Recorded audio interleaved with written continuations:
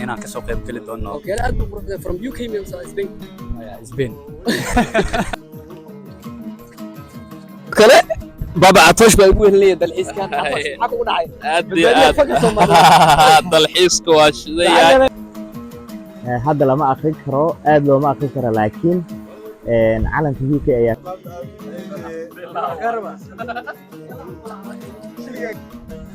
Abaydaxan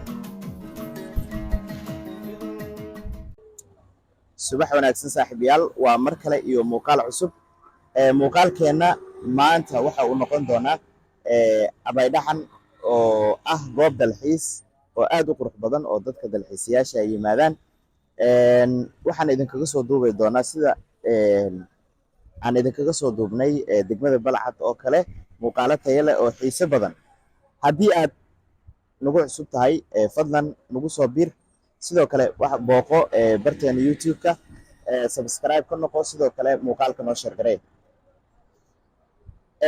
dalxiiska maanta waxaa noo fududeynaya oo aan raaci doonaa Hard Adventure oo ka mid ah shirkadaha dalxiiska ugu jaban uguna qurux badan oo ku geyn doona goobo dalxiis oo tayo leh oo aad u qurux badan nala socdo waxaan raaci doonaa baskan aad u jeedin ayaan raaci doonaa markaad tagnana waxaan samayn doonaa muuqaalo tayo badan waxaan idin soo duubi doonaa muuqaalo tayo badan oo xiiso leh nala socdo waxaan fuulaynaa baska waa kaas dadka dhalinyarada iyo dalxiisayaasha halkaas ay fuulayaan waxaan nala socdaa kaamistayaal iyo muuqaal duubiyaal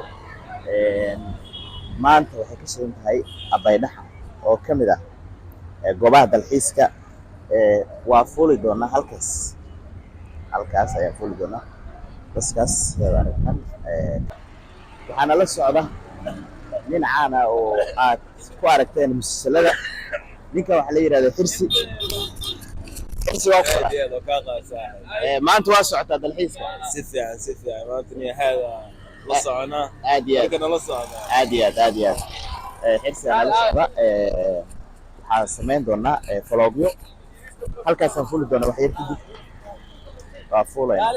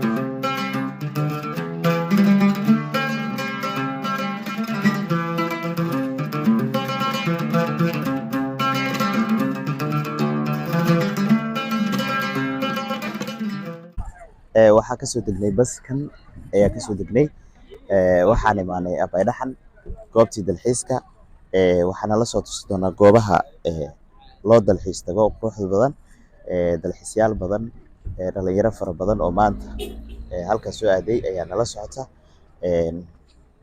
hadda ayuu noo bilaaban doonaa muuqaalkeena wuxuu socon doonaa si wanaagsan ayuu socon doonaa maxaa leedahay Abaydaxan markii kugu horeysay aad iyo aad aad iyo aad maanta waa maasanta halkaas ayaa kasoo degnay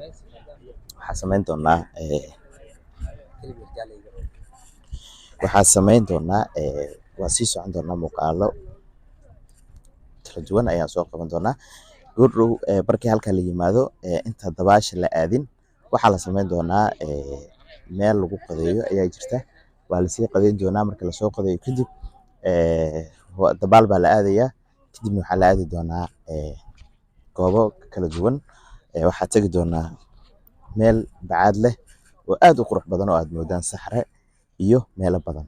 Marka halkaas ayaa kasoo degnay gaariga, dhalinyaradu way sii socdaan, waa sii socon doonaa. Waxaan wadnaa alaabtii la cuni lahaa. Kuwan waa saytuun iyo qudaar kala duwan ay isugu jiraan. Waxaa lugeynaynaa bacaadka.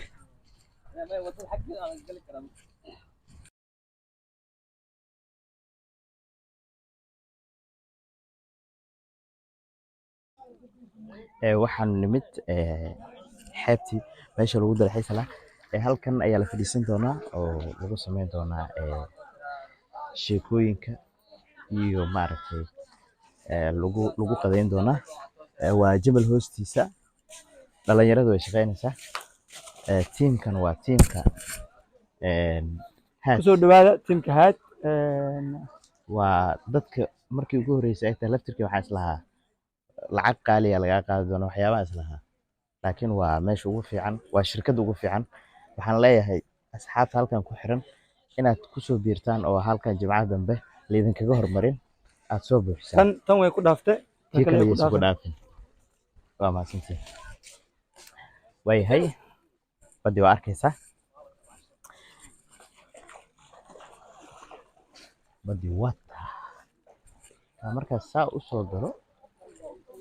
halkan waa jamal hoostiis waaye, baashaala doona kaftan, sheekooyin iyo sidoo kale dalxiis iyo waxaa la fuuli doonaa doon halkaas taala ayaa lagu dalxiisi doonaa. waa idin soo bandhigi doonaa. dadku waxay fuuli doonaan halkaas meelaha kore. qaarkood way dabaalan doonaan. aniga maanta inkastoo dabaasha aan iskugu fiicnayn, laakiin waxaan sameyn doonaa inaan dabaasho. liibaan ila socda ayaa weydiin doonaa. liibaan ay dabaasha ma isku fiican Xuseenow, dabaasha isku fiican anigu horta weligeedaan badda ahaan jiray laga soo bilaabo 2007kii up to now. waxaan badda ku soo bartay ama baddaca ku soo bartay webi ama keli si u taqaanaan reexa marku ay yiraahdaan keli way yaqaanaan.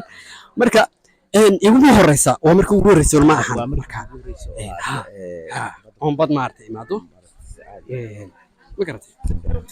waayahay waa mahadsantahay. ma sii socon doonaa.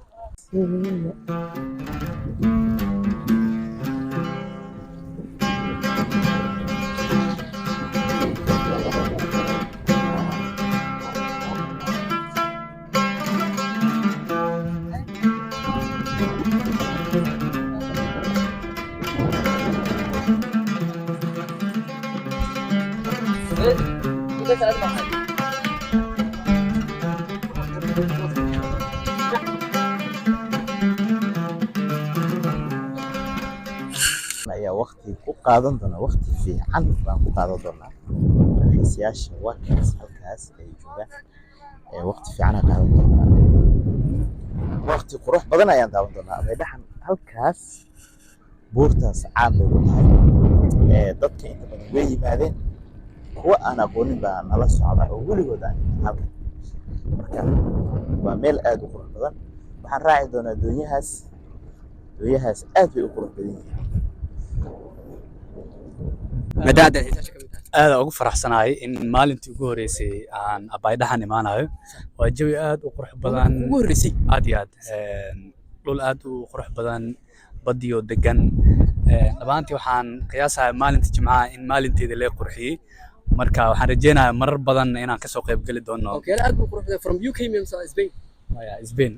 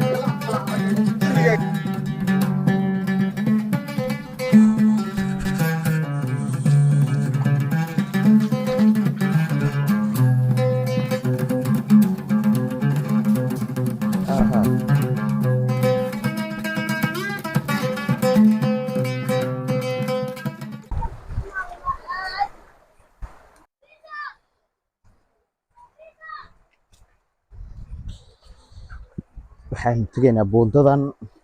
waa buundo yar oo halkan loo sameeyey. biyo yar oo durdur baa socda. meeshaasaan tegaynaa. caaragoosta yaryariisa halkaa marka waa kan halkaasay gashay. waa caaragoosta yaryariisa marka biyahaas waa idin tusi doonaa.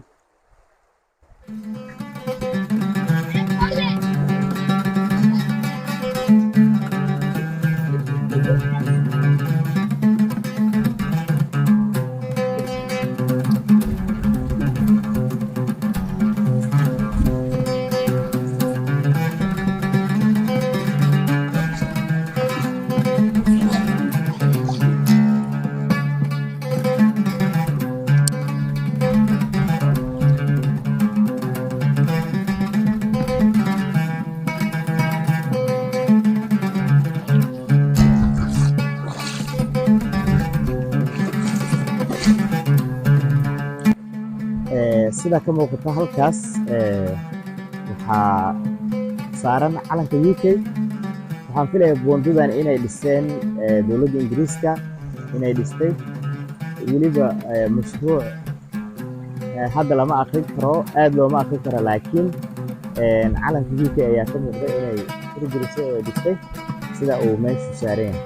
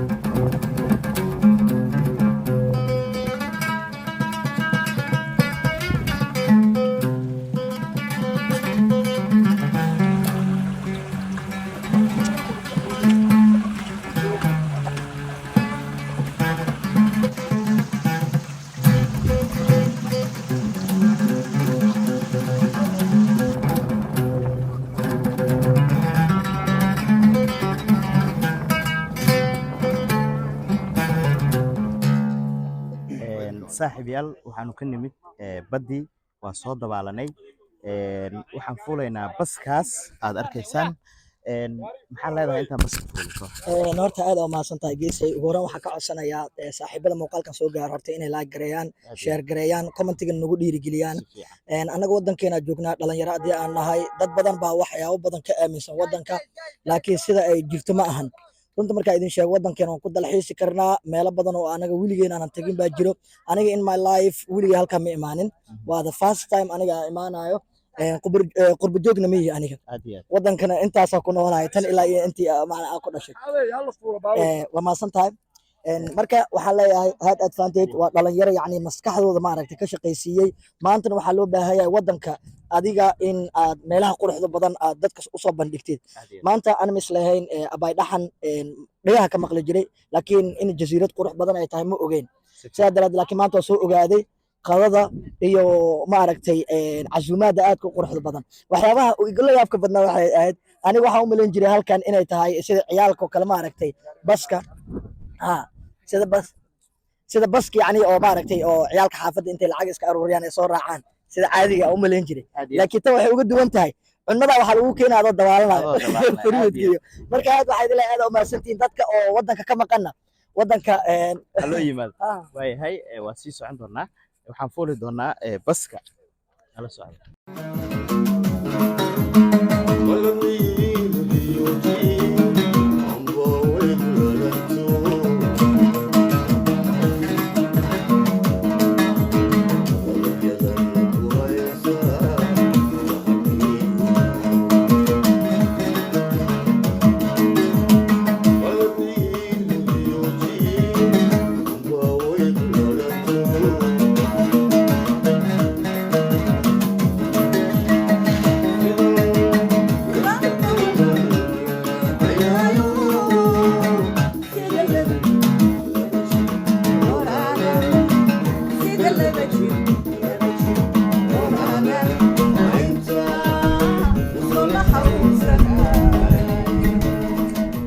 waxaan kasoo degnay baska waxaan u soconaa meeshii saxraha ahayd meeshaan tegaynaa meeshaan loo sii lugeynaya dhalinyaradu way badan yihiin meeshaas ayay tegayaan dalxiiska kadib muuqaalo kooban ayaan idin soo gudbin doonaa